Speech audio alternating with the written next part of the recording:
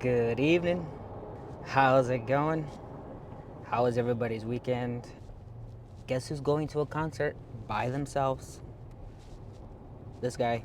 It's about to be 6 and I'm on my way. So I'm definitely staying past my bedtime. But it's okay. It's very once in a while, and if I really like the band, I want to go. It's one of my favorite things to do, other than traveling, is going to a concert. You never know when you'll get the chance to see them again. So I'm gonna go and see Breaking Benjamin, and they're also gonna have 3 Days Grace.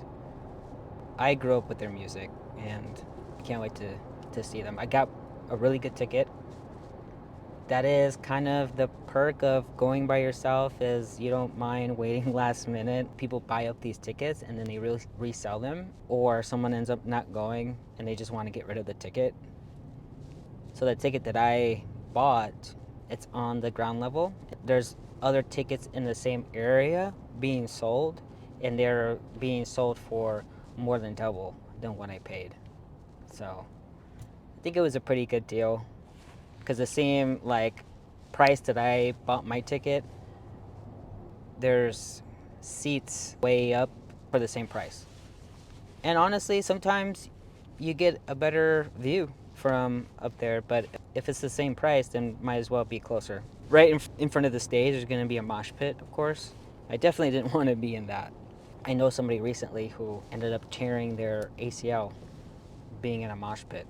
It is a little bit of a ways for me. I really don't get out much, and I don't really do a lot for myself for entertainment. I think with this YouTube channel, it's gonna help me get out more. I'm home a lot, and if someone else wants to do something, they bring me out. But what I'm learning, I said this a week ago, that don't wait for someone to invite you somewhere, or if you want to go somewhere, it's okay to go do it on your own. I asked friends, I asked family if they wanted to go. I get it, it's a Monday, so sometimes it's just easier going alone. But today was a good day. I got a lot done. I woke up at my normal time, 5 o'clock. My mind was just not 100%. I wasn't so motivated like how I've usually been. There's things on my mind that I was frustrated about. I felt like I needed to go clear my head, so I went to the gym a lot earlier than I usually do. It worked a little bit. I think what really helped me is I was able to talk to a friend on the phone, and we kind of talked through what I was feeling, what was going on. Getting more clarity definitely helps. And then after that, I got everything done that I wanted to get done. I finished editing a video, I posted that. I did all of my morning routine, my normal morning routine.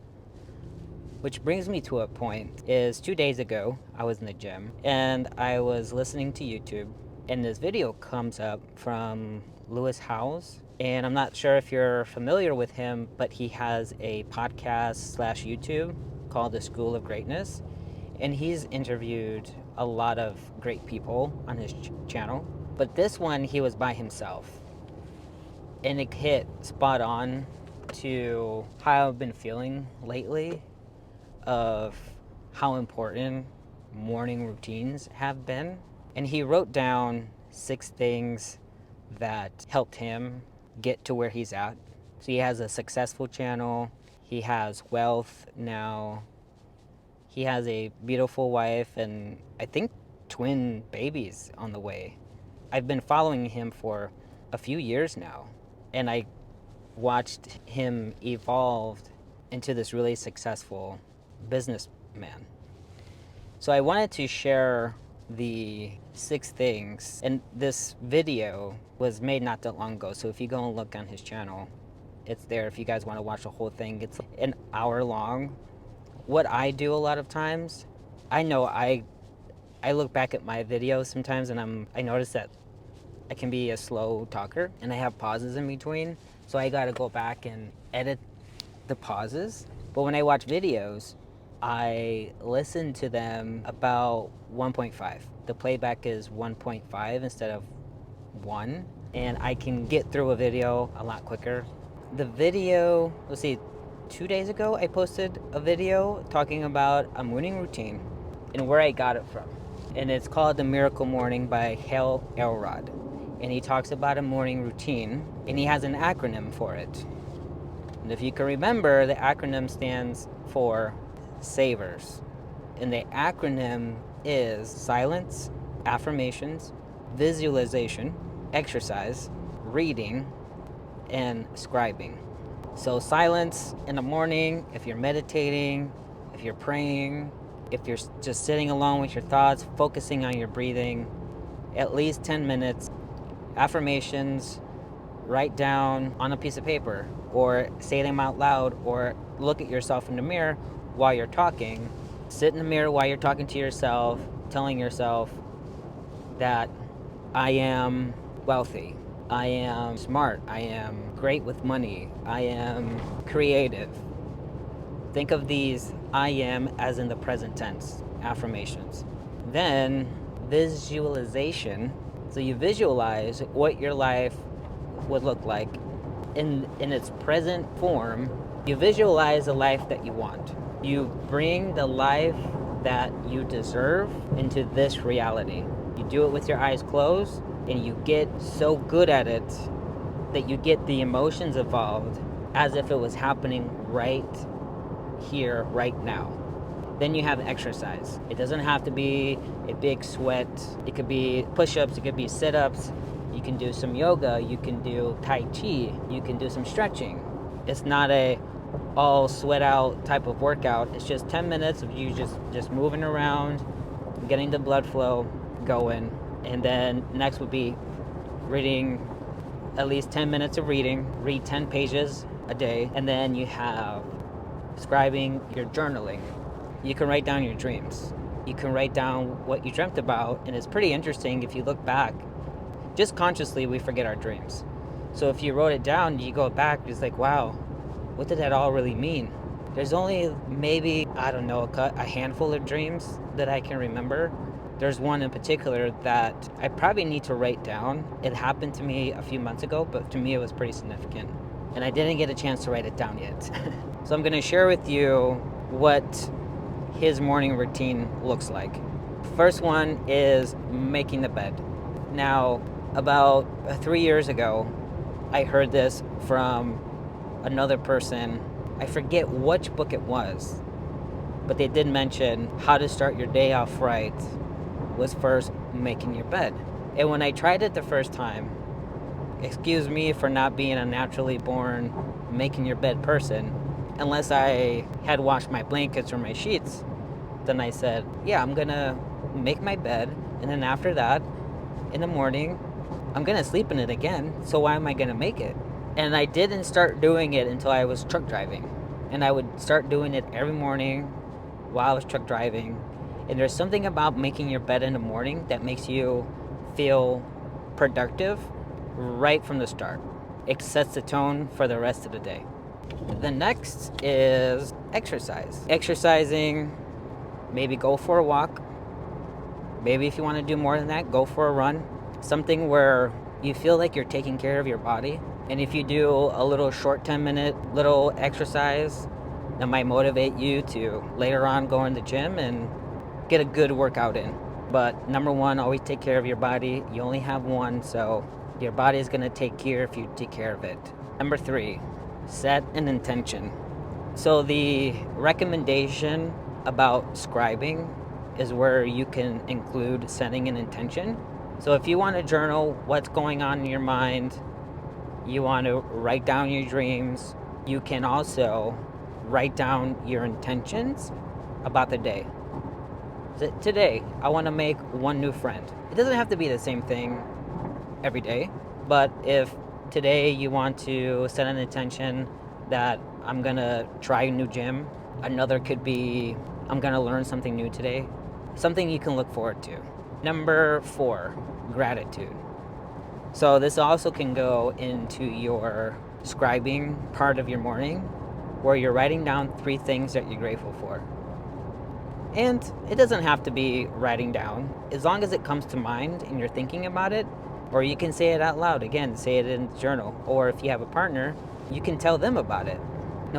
Be grateful for the little things, not just the big things. Having gratitude puts you in the right mood for the rest of the day. Number 5, proper rest. You've probably heard a lot of masculine A-type personalities telling you that you need to barely eat, barely sleep for you to be successful. That has maybe worked for some. I don't know how they're sustaining it, but having proper rest is also taking care of your body. And you can't really focus and have a clear mind if you're not getting enough sleep. Feelings of anxiety and depression is highly related to how much sleep you're getting. What he also mentions in the video is the importance of having a good morning routine, but also having a good bedtime routine. He recommends that an hour before you go to sleep, no more electronics, phone, tablet, and really probably even a book. Because if you're making your mind work hard, getting close to sleep, it doesn't have the signal of, hey, this is bedtime. Your mind's thinking it's the middle of the day. So if you go around, turn the lights down low, and maybe in your last hour before you go to sleep, you're sitting in bed talking to your spouse, or it's not about any issues that are going on, but just how was your day? I missed you. Or you could just sit there and listen to a little bit of relaxing music. But if you could be a little bit more intentional about setting a bedtime. Usually we always know what time we want to wake up majority of the time because we have work or we have something going on. But making a bedtime is very important. Your body will start to know every day what time we need to start winding down to get a good night's sleep. And the last one is accountability. Now, not too long ago on here, I told you guys about this YouTube channel helps me with accountability. If I going to say something, I need to do it. I share a lot about what I'm doing throughout the day. And if I'm here talking to you guys about mental health or the kind of mindset you need to improve your life, then I need to be doing it myself. And I also mentioned that the people in your life are accountability partners. It doesn't always have to be a coach. It can be your partner, your sibling, your parents.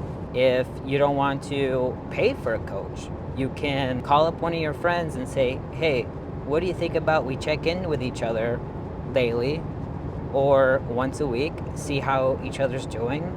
Are we following through with our plans, our goals?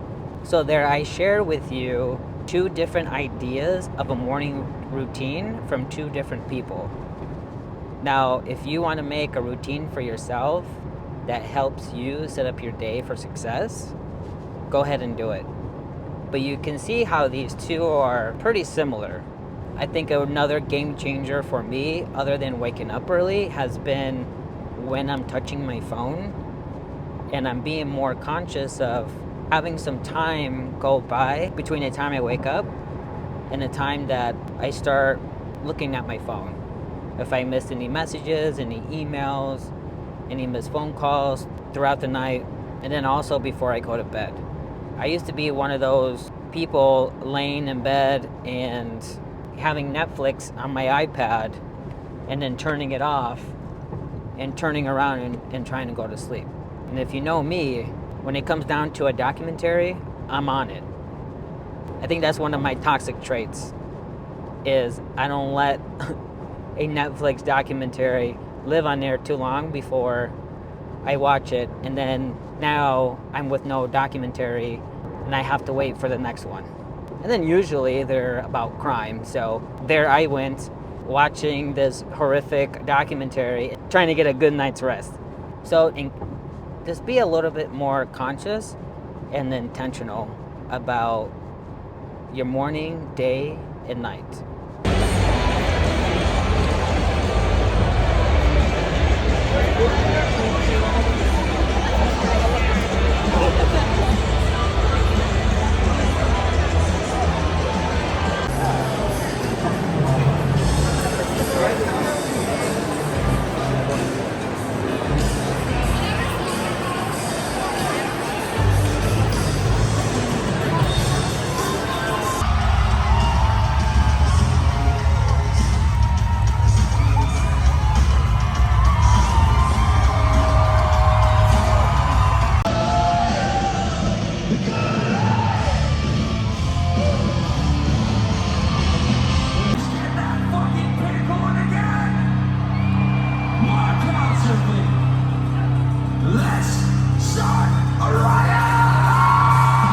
So remember I said, go out there by yourself. You never know who you're gonna meet.